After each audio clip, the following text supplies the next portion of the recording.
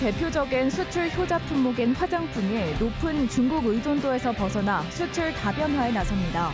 충청북도도 기업들의 해외 진출을 지원합니다.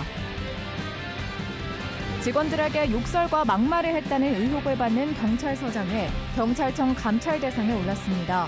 피해를 당한 직원 4명은 퇴직을 하거나 병가를 냈습니다. 충주의 한 식당에서 외부 음식 반입을 제한하자 손님들이 테이블을 엉망으로 만들었습니다. 그런데도 음식점 주인은 악성 리뷰가 걱정입니다. 여홍철 여서정 부녀에 이어 또 한 번의 부녀 올림픽 메달에 도전하는 체조 양태영 감독과 양하은 선수를 만나봤습니다.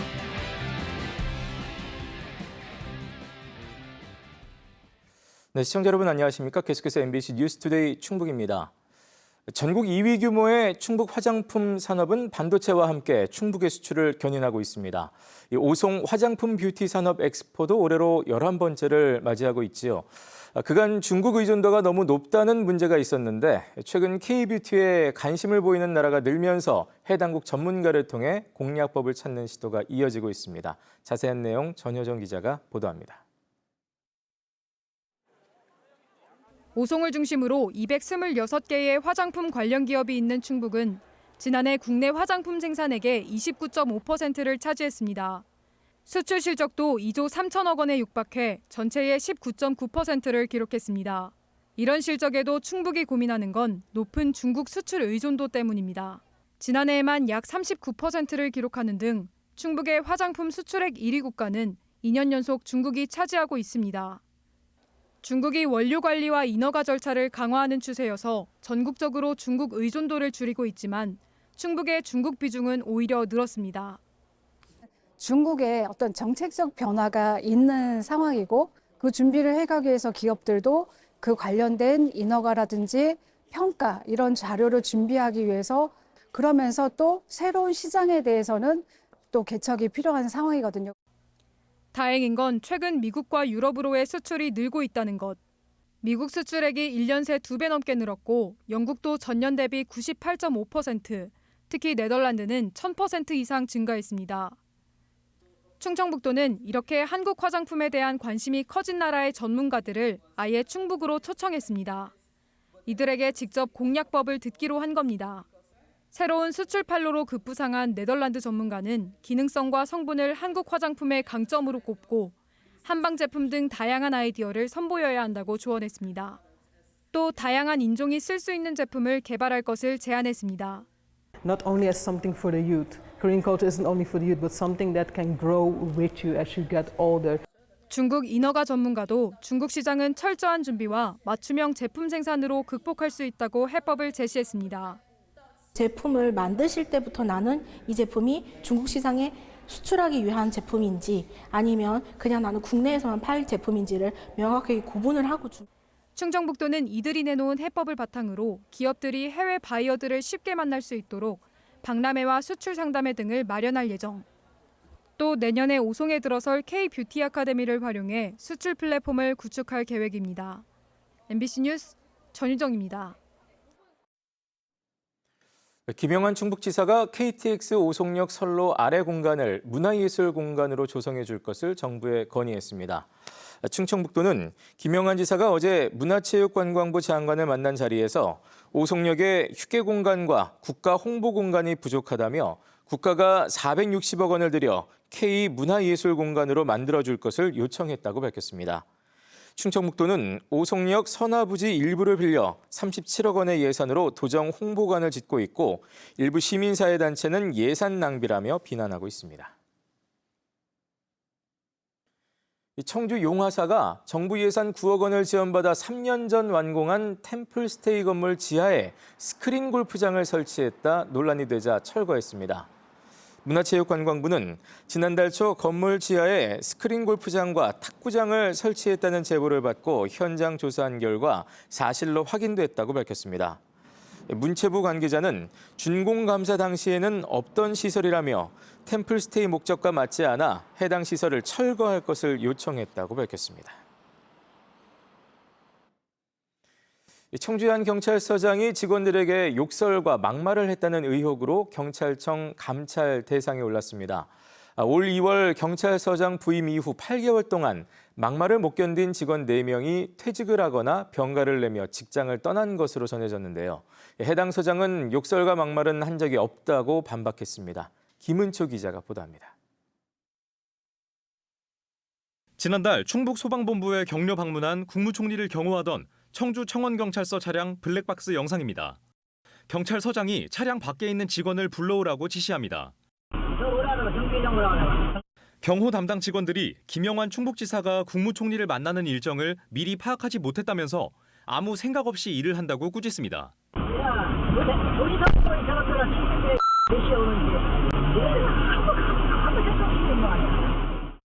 다른 날에는 집회 대응에 관한 충북경찰청장 주재 회의에 참석하면서 회의 자료를 늦게 보고했다는 이유로 직원을 혼냅니다. 중요한 놈이 사람아, 천재 내가 뭐 박사냐, 천재냐.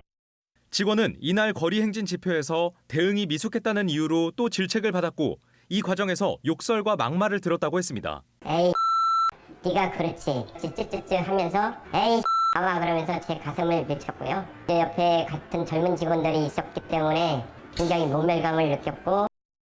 지난 8월 개장으로 승진한 뒤부터 2달 동안 이런 일이 계속됐다면서 병원에서 공황장애와 적응장애 진단을 받고 이번 달부터는 출근도 못하고 있습니다. 약을 복용하지 않으면 소장의 목소리가 들리는 것 같은 악몽을 꾸고 잠을 자다가 하루에 1~2번씩 깨서 잠을 못 이루는.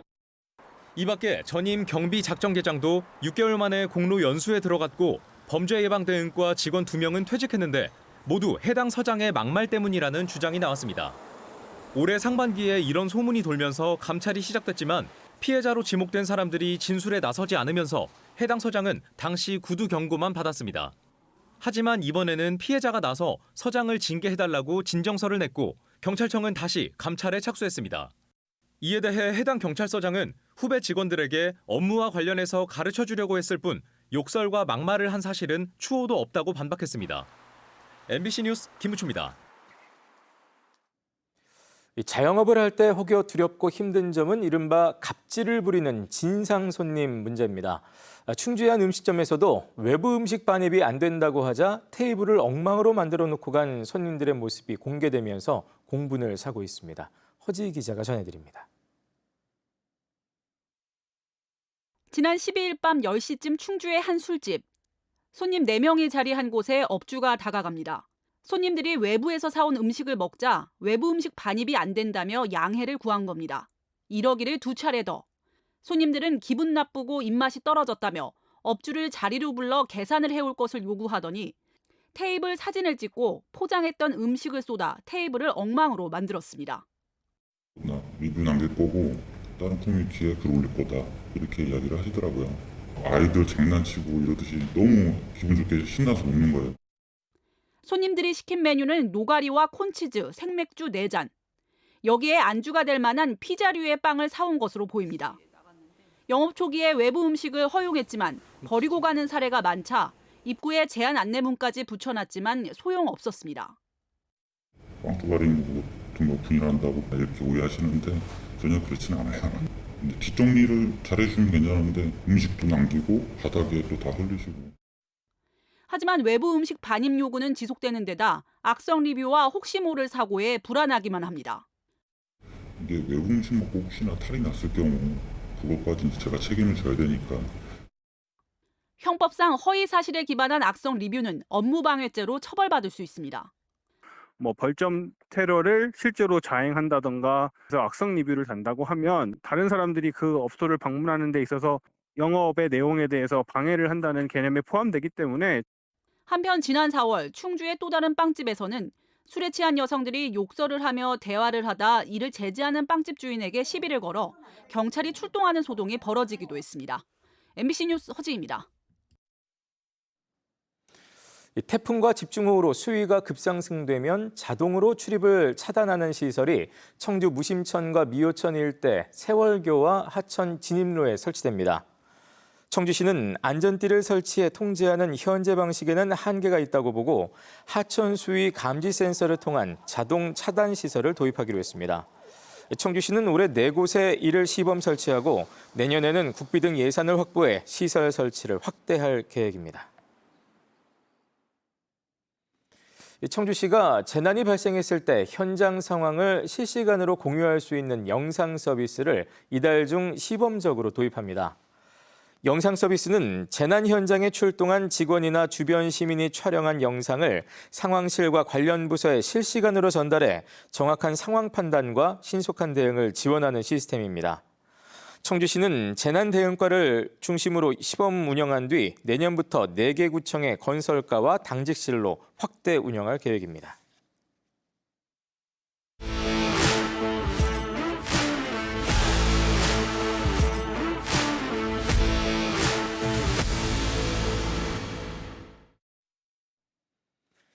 여홍철과 여서정, 체조에서 나란히 올림픽 메달을 거머쥔 부녀로 유명하지요. 여기에 이와 같은 또 다른 부녀가 도전하고 있습니다. 바로 2004년 아테네 올림픽 체조에서 동메달을 따낸 양태영 현 제천시청 코치와 처음으로 전국체전에 출전한 그의 딸 양하은 선수입니다. 이승준 기자가 전해드립니다. 8명의 선수가 치르는 2단 평행봉 결선. 제천여고 양하은이 2개의 봉을 오르내리며 연기를 선보입니다. 착지가 조금 불안했지만 이내 2손을 들어 올리며 경기를 마무리합니다. 예선을 3위로 통과했지만 결선은 5위. 전국체육대회 첫 출전치고는 만족할 만합니다. 지난해 세계 주니어 대회에서 단체전과 개인 종합 동메달 2개를 딸 정도의 실력이지만 올해는 부상이 발목을 잡았습니다. 평균대에도 한번 떨어져서 아쉽기도 하고, 근데 평행봉은 그래도 연습한 결과 잘 나온 것 같아서 만족해요. 지난해 제천으로 이사 온 뒤 제천여고의 유일한 체조 선수로 연습해온 양하은. 그래도 실력 있는 선배들을 가까이 볼 수 있어 큰 도움이 됐습니다. 초반에 진짜 외로웠어요. 그래서 좀 많이 울기도 하고 너무 외로워서. 근데 지금은 많이 적응된 것 같아요. 현역 체조 선수 가운데 올림픽에서 메달을 딴 신재환과 여서정 모두 제천시청 소속. 이들을 지도하고 있는 양태영 코치도 올림픽 메달리스트입니다. 체조 선수 출신이자 지도자인 아버지는 딸이 다른 선수보다 늦게 체조를 시작했지만 잠재력이 있다고 평가합니다. 늦게 시작했더라도 충분히 좀 잘하고 있고 앞으로도 또 내년 또 2학년, 3학년 또 올라가면 또 잘할 수 있으니까 또 기대가 되는 것 같습니다. 체조명가 제천의 일원으로 아버지와 선배들처럼 올림픽 메달리스트가 꾸민 양하은. 더욱 단단해진 의지로 한 걸음씩 나아가고 있습니다. 다치지만 말자, 연습한 대로 그냥 차분히 하자라는. 이번에 선발전 나가는데 선발전에서 좋은 성적 거두는 거가 목표인 것 같아요. 지금으로 현재로는. 부상을 딛고 일어설 양하은의 꿈과 열정이 아버지와 선배들의 영광을 넘어 새로운 역사로 쓰이기를 기대해 봅니다. MBC 뉴스 이승준입니다. 충북대가 전국체육대회 남자 대학부 소프트테니스에서 9연패를 달성했습니다. 충북대는 단체전 결승에서 강원대를 맞아 첫 복식을 내줬으나 2대1로 역전승을 거뒀습니다. 또 개인 단식에서 옥천군청 이수진이 금메달을 추가하면서 소프트테니스 종합 우승도 차지했습니다. 한편 복싱에서는 충주시청 진혜정과 서원대 이현욱, 박성민이 은메달을 추가했습니다. 오늘 대회 폐막을 앞둔 가운데 충북은 금메달 52개 등 191개의 메달을 따 종합순위 6위를 기록 중입니다. 정부가 내년부터 고교 무상교육 예산 지원을 중단합니다. 절반가량 분담하던 지원의 근거가 됐던 지방교육재정교부금법 특례가 올해 말로 끝나기 때문인데요. 올해 정부에서 받은 충북의 고교 무상교육비만 260억 원 규모. 결국 부담을 떠안게 된 교육청의 고민이 깊어졌습니다. 대전 MBC 문은선 기자가 전해드립니다. 초중학교와 달리 의무교육이 아니지만 고등학생들도 수업료와 교과서 구입비 등이 전액 면제입니다. 5년 전 고3을 시작으로 지난 2021년 고교 무상교육이 전면 시행된 덕분입니다. 학생 한 명당 연간 130만 원에서 170만 원 정도 혜택을 받습니다.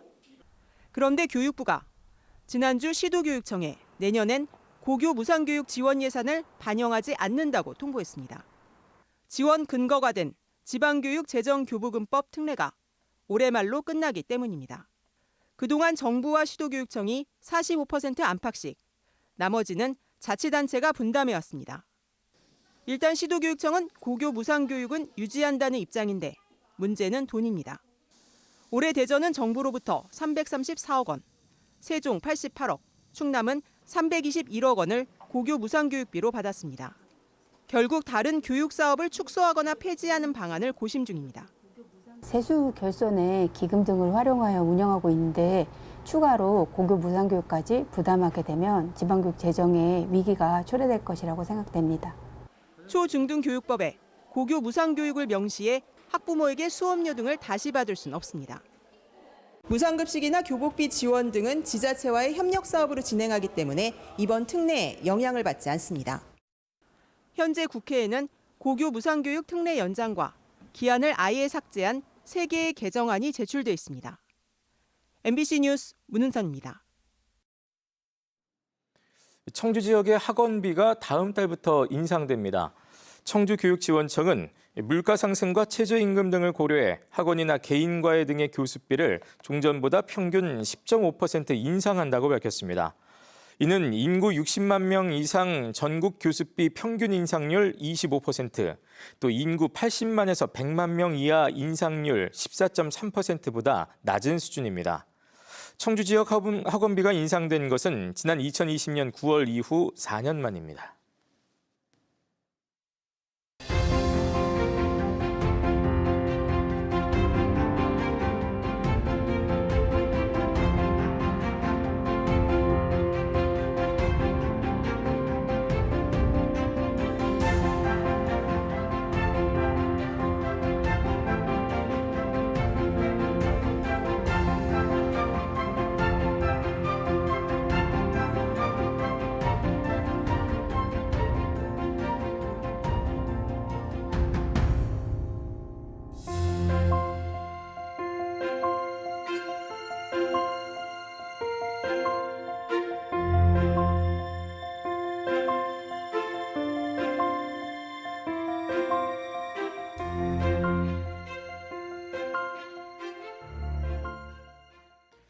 여관에 불을 질러 투숙객 3명을 숨지게 한 40대 남성을 검찰이 재판에 넘겼습니다.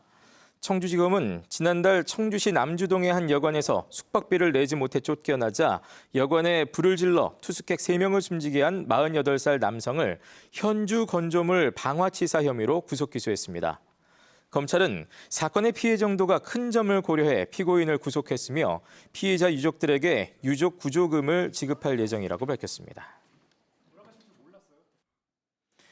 2024 충북 직업교육 종합축제가 오늘까지 청주시 도시재생 허브센터에서 이어집니다. 이번 축제에서는 창업 아이템 발표 대회와 동아리 한마당, 메이크잡 코너 등을 통해 기술인을 양성하는 도내 직업계고의 활동을 살펴볼 수 있습니다. 또 선취업, 후학습 등 직업계고 관련 제도를 소개하며 학생들이 진로를 탐색할 수 있는 기회도 제공합니다. 2024 대한민국 노인 일자리 박람회가 청남대에서 열렸습니다. 충북에서 처음 열린 이번 행사에는 전국 202개 시니어 클럽에서 활동하는 노인 일자리 참여자 4천여 명이 함께하며 지역별 활동을 공유하고 각 사업장에서 만든 커피와 떡 등의 생산품을 전시 판매했습니다. 한편 내년 노인 일자리 박람회는 울산에서 개최됩니다. 보훈군이 오는 2027년까지 33억 원을 투입해 스마트 경로당을 구축합니다. 이에 따라 경로당 290곳에 화상 플랫폼이 설치돼 노인들이 원격으로 에어로빅과 체조를 하고 혈당과 혈압을 측정하는 헬스케어 장비의 구축으로 이상이 감지되면 보건소에서 상담을 받게 됩니다. 또 디지털 격차 해소를 위해 체험 키오스크와 같은 디지털 교육 장비도 갖추게 됩니다. 청주시가 고향사랑 기부제로 조성한 기금을 내년부터 취약계층 지원에 사용합니다. 청주시는 고향사랑 기부제 일반 기부 사업으로 고립은둔 청년 지원과 취약계층 청소년 문화누림, 찾아가는 이동 목욕 서비스, 그리고 옥화자연 휴양림 숲 프로그램 운영 등을 선정했습니다. 또 지정 기부 사업으로는 동물병원이 없는 농촌 지역에 동물원 수의사와 수의대 학생들이 찾아가 진료하는 사업이 선정됐습니다. 네, 지금까지 MBC 뉴스투데이 충북이었습니다. 시청해주신 여러분 고맙습니다.